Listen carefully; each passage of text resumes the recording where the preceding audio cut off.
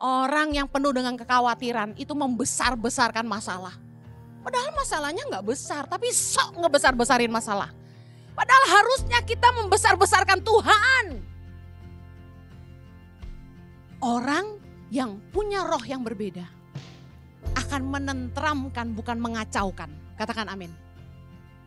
Kaleb di tengah-tengah luapan kekhawatiran dan ketakutan bangsa Israel. Wah, mereka itu orang-orang raksasa. Dalam Bilangan 13 ayat 32.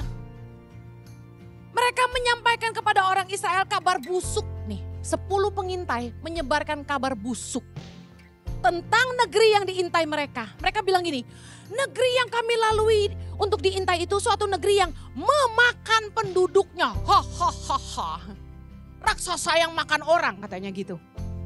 Yang kami lihat di sana orangnya tinggi-tinggi perawakannya. Yang kami lihat di sana orang raksasa.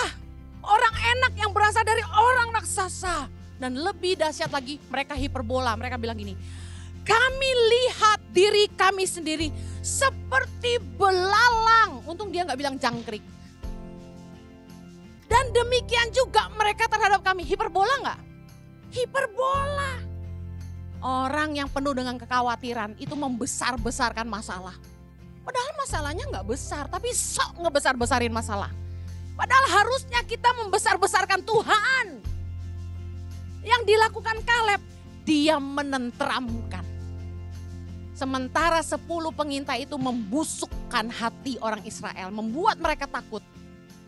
Bilangan 13 ayat 30, kemudian Kaleb mencoba menenteramkan hati bangsa itu di hadapan Musa. Katanya, tidak, kita akan maju dan menduduki negeri ini. Sebab kita pasti akan mengalahkannya. Amen. Coba periksa perkataanmu.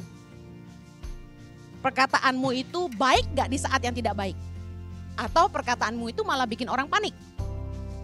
Saat suamimu lagi gundah gulana, tantangan di kerjaan, masalah pergumulan, kamu bikin dia tentram atau panik? Ayo punya roh yang berbeda. Jangan bawa berita busuk kemana-mana. Beritakan kebesaran Tuhan yang sanggup menolong kita. Katakan amin.